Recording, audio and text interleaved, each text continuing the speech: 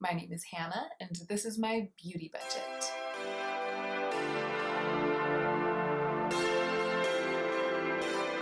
Hey y'all, it's time for another, well, it actually isn't time for another video about new releases.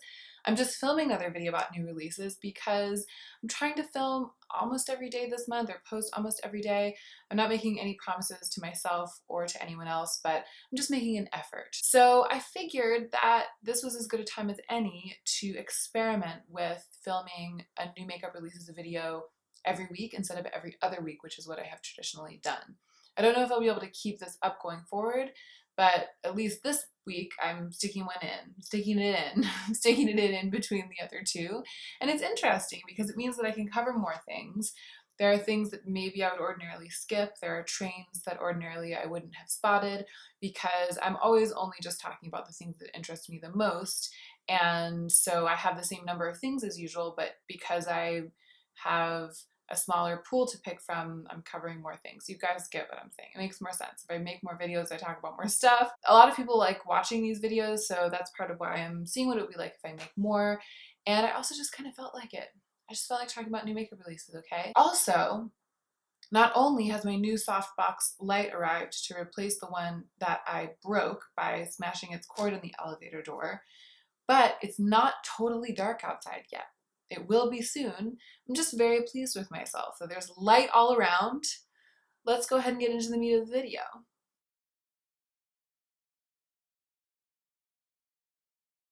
Really into this little single shadow from Nomad Cosmetics that I was given as a gift recently. I was given this. The video just started. It's called Spice Market, and it's almost all of what's on my eyes today. I used the Natasha Denona Sunrise palette to build in a little bit of depth, but it's really almost all of this. And I love it, but one eye is watering, not because of the shadow, just because I have watery eyes. So I keep having to repair it by tapping more and more on the inner part of this lid, and then it's like getting more and more intense as I repair it more and more times. It's a little uneven, but we're going to proceed. So I did spot a train, and you'll have to let me know what you think.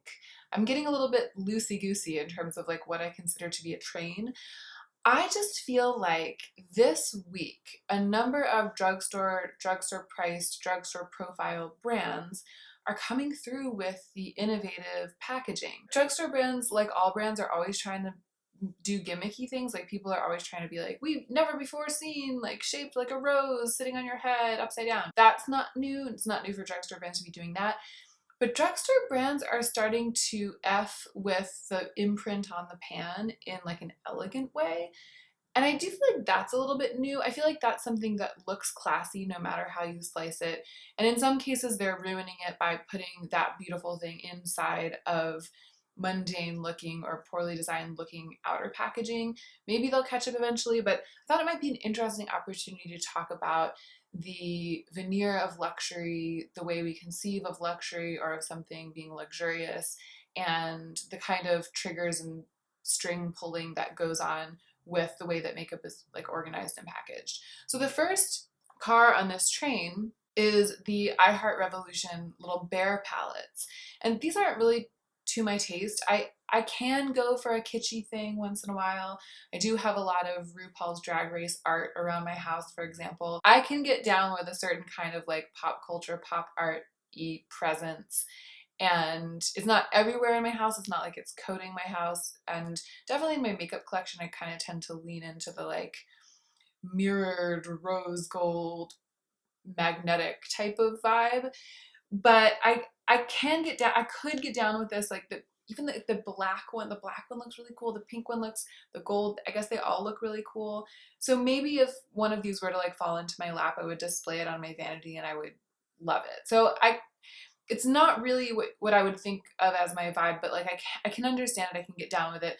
The same way I was able to kind of get down with that, what Rich Lux always called the mosquito, the mosquito bear, which these seem to be pretty obviously duping, but they're much smaller and they look, it's like the gummy bear, that was like the teddy bear version, and these are like the gummy bear version in my mind. This is not necessarily, again, unheard of for I Heart Revolution, but they just have sort of weaseled the nail in a little bit and then hit it on the head. You know what I mean? They're like doing something that is a little bit closer to the bone than I think they usually do when they try to dupe a trend or do something kitschy, or like when they were doing like the food imitation palettes, or like they're trying to do like monochromatic palettes. This is just, it's a little bit more spot on. It's a little bit more original feeling and exciting feeling. And I feel like they're kind of starting to get, somebody's kind of starting to get how you make a release that's packaged in such a way that it kind of strikes that balance between like kitschy and sort of feeling like it has a value, like a weighty value. That is a very high-end thing for a makeup brand to do. Or that's a thing that high-end makeup brands are usually really good at. So I see I Heart Revolution doing that with these gummy bears. And then the Sephora collection, Trend Mood has like this collage of a bunch of upcoming releases from the Sephora collection. I believe they are all from the Sephora collection. There are these square highlighters that honestly look a little bit like the Wet n Wild shape and size of highlight, but I think the packaging looks a little bit sturdier, and it has like these fan-shaped embossings in it. That looks pretty stunning. I mean, that reminds me of, you know, Lancome and Givenchy, and like that reminds me of really high-end makeup. And then there's a palette that has it has like all texture, just little like pebbled texture sort of. It's called the Feline Instinct Wild Nude Edition. Maybe it's like supposed to be cat, like leopard print, but in any case, it just looks so attractive. And I am very attracted to texture, so embossed pan surfaces get me every time. They also have these two palettes coming out, the Sephora collection, the Eye Stories palettes, one of which is Southwest Sunrise and one of which is Fresh Florals. And they don't have embossed pans, but they just look very well designed, very well done. And Sephora brand isn't a drugstore brand, but they are the most drugstore priced brand that you find at Sephora. And they just seem to be like leaning into these signals of something more high-end, the trappings of higher-end makeup, but hopefully keeping their price point what we're used to. And that's what this train that I've spotted is all about. So I found that to be very interesting tea. Physicians Formula is also doing it. So this Physician Formula is the perfect example of a situation where they're mixing a very, very drugstore-y aspect that disappoints me to no end. I'm talking about packaging, with the potential for something much classier feeling and much more high-end feeling. And it's in almost every product in this carousel, but I especially feel like it deserves a spot on this train because the pan, so there's this palette with the roses in it, the Rose All Day palette, I think, and it's a mix between two types of presentation that I love. I love both of them. One, either they're matte or shimmer shadows with this pretty intricate rose stamp pressed into it, and it's very textured and dimensional. And then the other ones, the ones that aren't that, have that patterned mix between super shimmery chunks and colorful metallic chunks, which I think was sort of premiered by the Huda Beauty New Nudes originally. That's where you can find that. That's where I think we kind of like saw it for the first time, but now we're seeing it all over the place. It's as if the pot of eyeshadow wasn't mixed completely. It's like a mixed font inside a pan. I love that effect. I really, really like that, and I'm glad it's becoming more popular and more ubiquitous. And in the swatches, those shadows where there's a mixed font look stunning. If you look at the swatches, the few of them that made me kind of do a double take were all those. Then there's this weird product where there's like a highlighter and a balm, maybe a highlighting balm, and the balm like overlays, it's like a petal shaped, and it overlays the highlighter and you can open it. It looks like the idea of the structure of it could feel very high end, and the embossing looks very high end. Even the idea of a balm and powder together that kind of complement each other, that feels like a high end concept to me. The plastic packaging itself, you can see through the screen, looks very, very cheap, and it looks like it feels very cheap. And I don't really trust Physicians Formula, from what I know of them, to make anything other than a very cheap, clunky feeling compact. So I don't necessarily feel like these are going to feel high-end in person.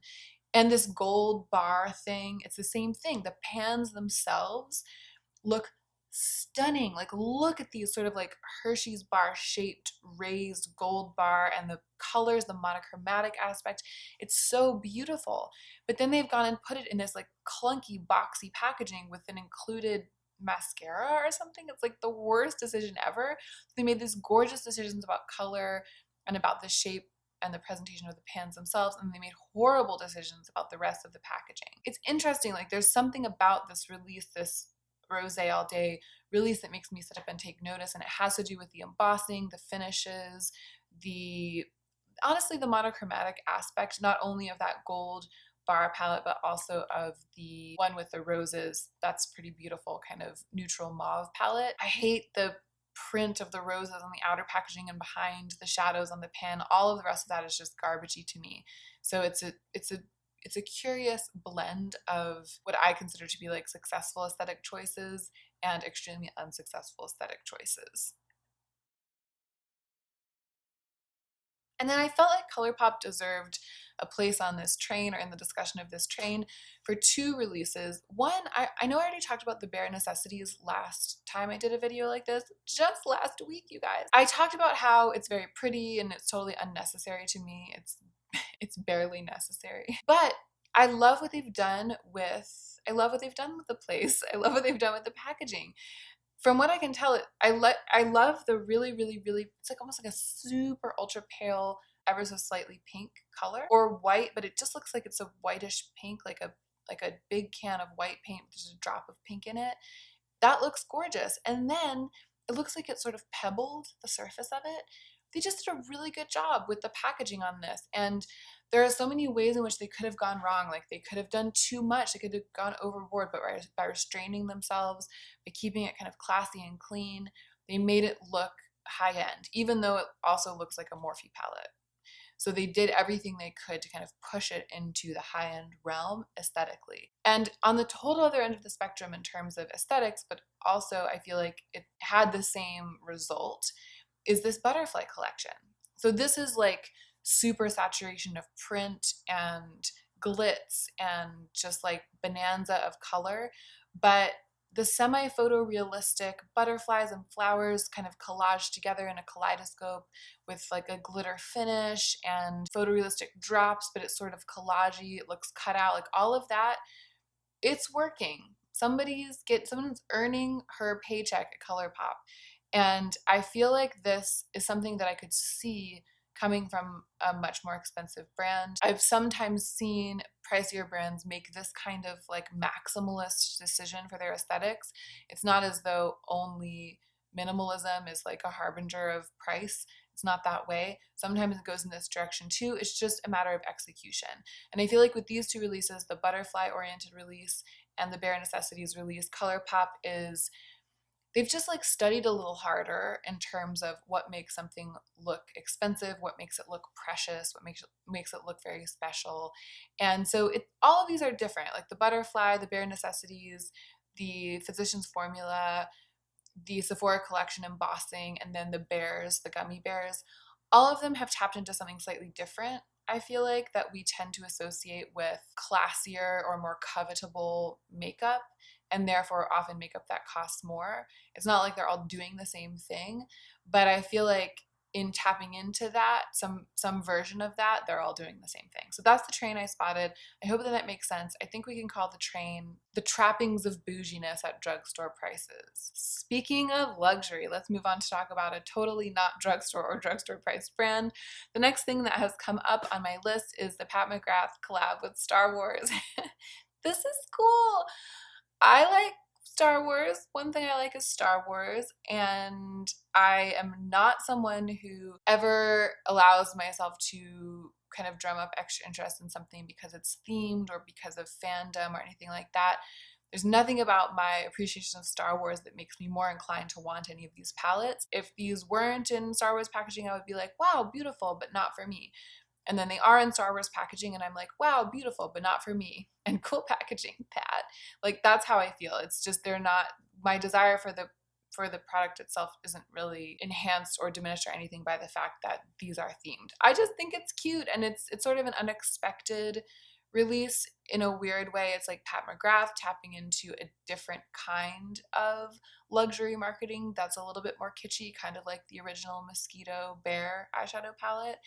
And I appreciate that. I love that for her. The palettes, there's one thing I really like about them, and that is that they appear to be all shimmer mostly, or mostly shimmer. There might be a matte brown in the bigger one, but the smaller ones, maybe there's one matte shadow in one of the smaller ones, but this is a very shimmer. Sadie just sat right next to me on the carpet and then sneezed a big wet sneeze. So I know it wouldn't make everyone happy if it became more the norm to release all shimmer palettes, but I kind of feel like an all shimmer palette indicates that an all shimmer eye look is a good idea.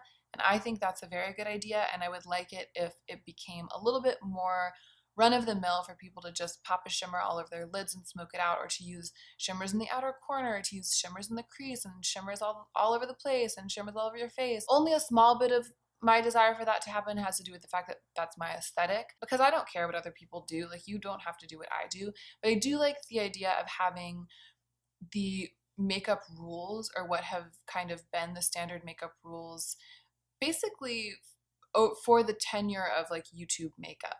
Like, for all the time that YouTube makeup tutorials have been a thing, there's sort of been this one, I mean, it's changed a lot. It goes up and down. Things change. Like, general aesthetics change a lot. It's not like it's stayed the same.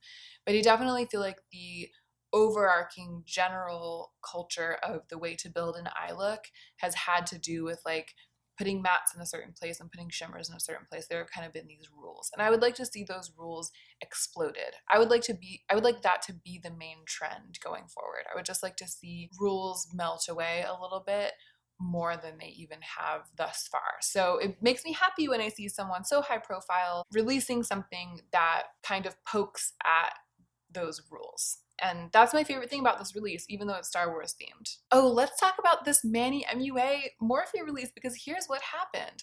I'm going to put a picture up on the screen of Manny. That was the picture that was released when they were sneak peeking it. So it's Manny with this eye look that looks like it has like a deep shimmery black at its center. And when I saw this, I was like, girl.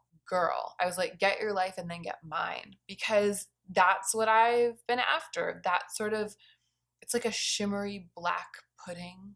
I really love that look. I mean, I wouldn't have necessarily executed it in the exact way that Manny has here, because this is very like matte in the crease, blended out, wing shadow, brow, you know, I mean, this is very Instaglam. But the part of it that's in the center, like that really rich, shimmery, deep black, that as the main color all over the lid, as a holiday look, I'm all about that life. I've been saying it for 100 years. That is what I want, and that's what I need. And I've been like looking for products and trying out products that seem to promise that kind of look. So I was so curious to see what the palette would look like, what he would release. I was following his future career with great interest in a way that I never have before with Manny MUA, or with Morphe probably for that matter. And then the palette released, and I was like, Manny, where's that black? Where's the look? Where are the shadows that you were wearing? The palette in the pictures looked very, very pale, like compared to that look. That was just like a very dark, smoky, dramatic look. And then you look at the palette and it's like all these mid-tone shades, like mid-toned in terms of their saturation. But then there's a one boring, at this point, because a million people have done it, blue-brown pigment. It's like the standard blue-brown pigment, or like blue-red pigment. It's got like the red undertone, and then it's got that shift. You can see that it's the only thing that has any kind of like texture interest on his arm in the swatches. You can see that like shimmery blue-brown pigment. So I think that what was going on in the original picture, in the sneak peek picture, was that he had put those matte shades, like the dark brown and the red and sort of the mustard and all of those mid-toned mattes, he had like blended a bit of a gradient of that into his crease, and then he had put a darker color, like maybe a brown, all over his lid, and then he had packed that shimmery blue-brown pigment on top of whatever is the darkest matte color in this palette, and that created that extreme depth and shine. So what I've taken away from this whole experience is not that I want to get this palette, because I don't want. I mean, there's like a thousand reasons why I don't. One of the main ones for me, because I am one of those bees, is that I don't like those square face product pans in with the eyeshadows. It's like, why do that? An eyeshadow palette can be so precious. It can feel so like a beautiful, symmetrical, sweet gem. It can feel that way. a thing like this where there's these other things in there, it can never feel that way. It's always going to make it feel clunkier, more utilitarian, more awkward, more like a cash grab. Honestly, it just makes it feel more like a cash grab. I don't know what to tell you. That's how I feel about it. But I have taken away from this experience is that I might have more success getting that really sheeny, grungy black, sort of like a tar black shine, layering dark shadows with like shifting, like blue-brown pigment shifting shadows than I have had with actual black with shimmer. Because black with shimmer can be really hard to like buff out, really hard to control. Whereas like deep browns with blue-brown pigment packed over and mixed in and buffed out, maybe that's going to get me where I want to go. So it has nothing to do with this release. It's just that it has to do with seeing that picture of Manny and then seeing the shocker of what he actually used to create it. It's making me rethink my own collection rather than making me want to buy this palette because I have all of what I would need to do what he did. I put it in to talk about this Drunk Elephant release and now it's boring me, so I'm just going to talk about it for like 10 seconds. I don't really feel very passionate about Drunk Elephant anymore because I've moved on from being someone who feels like skincare that's that expensive is worth it in almost every case. And there isn't anything from Drunk Elephant that I particularly feel like is worth that amount of money. I found so many amazing products at much, much lower prices. I feel like it's all about the ingredients and not about the luxury branding when it comes to skincare. I do feel that way about Drunk Elephant, like I've lost my interest in it. Among other skincare brands that have similar profiles, I've lost my interest in all of them. But at the same time, Drunk Elephant has been consistently releasing things that I have no interest in for any reason. It's not just that it's from them, but everything they've released over the past couple year, maybe year and a half, I've kind of been like no interest. This is the kind of product I really love, a sleeping mask, a moisturizing sleeping mask. So back in the day, before my no-buy year, even for the first half of my no-buy year, if this had been released, I would have been like, I need it, I need to try it. Like this is the kind of thing that would have grabbed me because of the style of product. I love a sleeping mask. I just don't love a sleeping mask from Drunk Elephant. So it piqued my interest enough to talk about it, especially given that this is like an extra week, but it doesn't really pique my interest enough to follow its future career with any interest at all. It looks like Charlotte Tilbury is releasing a new color in the Matte Revolution formula. It's called Scarlet Spell, and it is so pretty. It's so pretty. I know myself, I know it's not brown enough for me. I think the way that it looks on these models really gets me, but it wouldn't look like that on me. It would look like a berry. And because of my very, very pale skin and my yellow leaning undertone, berry shades tend to look very pink on me. And I bet that this would be no exception. I would put it on and it would look like I was wearing like a magenta lipstick. And I'm not really about that life right now. It's kind of like the one statement shade of lipstick that I don't think suits me. So that's great. I'm saved. I'm not tempted to buy this, but boy, is it pretty. The marketing images are really pretty. I feel like when I mix Birkin Brown with a little bit of a nude lip liner, like a dark brownie nude lip liner, like a coffee color, it looks on me like this looks on these models, kind of. So it just makes me more excited about continuing to wear that concoction, which I discovered recently. I love these images. It looks so pretty. I wanted to throw it in here. It's definitely of note. It's just that the color itself isn't for me, but the idea is for me. The idea of it as replicated on my skin tone is for me. So yay. Oh, and then Tarte, new addition to the Shape Tape family, Glow Wand Brightener with a little sponge. I was like, what? And I was trying to figure out what was going on with it. And then I saw that little sponge and I was like, Tarte, ew, I'm not about that. I love a brightener, but why? The sponge is like removable. It's like a little tiny beauty blender stuck into the butt of this product. That's what it is. And you pull out the little sponge, use it, and then stick it back up in the thing's butt. That is just like not pleasant to me in any way. It doesn't feel exciting. It looks awkward. Very much a miss. Serious miss. I feel like there's a little bit of delusion going on at Tarte in terms of like what people are going to be really into. Okay, and then lastly, I guess this is a bit quick. This is a bit quick. Yeah, I like it. I like this quick takes of new makeup releases once a week. Maybe I'll shift to doing this. Maybe I'll keep trying to do it through December and then we'll see how it goes after that. I wonder if maybe it's also quick because I feel like all of the brands have already like exposed themselves. Like the Christmas releases, the holiday releases have all already come out. So there's this little gap between when the actual holidays happen and like between the time when they release their actual holiday collections and then they can start like doing the 2020 collections. And we're kind of in that gap right now. So it might not just be that I just filmed one of these last week. It might also be just the nature of the beast right now, but this has been very light. Indie Makeup Spotlight, run by Amy, has sneak peeked. Looks like Clionadh Cosmetics is expanding their stained glass collection, googly eye emoji. And if that's true, I will follow their future career with great interest, because that is something I just want to know about.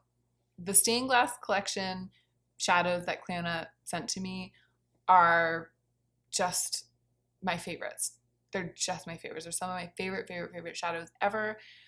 And it will be really exciting if they come out with more. It's so cool because it's already such a vast collection. I like the fact that you can pick and choose what suits you perfectly in that collection, because there are so many shadows that are very similar but not the same.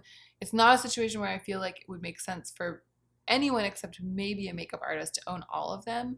It's a situation where you have the luxury of choice and you can kind of construct your own little collection according to your own specific preferences. So it's cool that they're expanding it. And Clionadh has really got me watching them. I'm really interested in everything they do now. So it's cool to see that they might be expanding their collection.